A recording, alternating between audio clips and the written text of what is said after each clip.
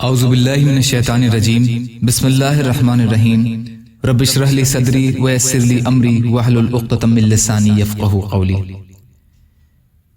اخلاص نیت یعنی تصحیح نیت کے بارے میں اللہ کے نبی صلی اللہ علیہ وسلم کی حدیثیں۔ حضرت انس بن مالک رضی اللہ تعالی عنہ سے روایت ہے کہ رسول اللہ صلی اللہ علیہ وسلم نے ارشاد فرمایا، تم نے مدینہ میں کچھ ایسے لوگوں کو چھوڑا ہے کہ جس راستے پر بھی تم چلے، جو کچھ بھی تم نے خرچ کیا اور جس وادی سے بھی تم گزرے، وہ ان اعمال کے اجر اور ثواب میں تمہارے ساتھ شریک رہے۔ صحابہ رضی اللہ تعالی عنہم نے عرض کیا، یا رسول اللہ، وہ کیسے ہمارے ساتھ شریک رہے، حالانکہ وہ تو مدینہ میں ہی ہیں؟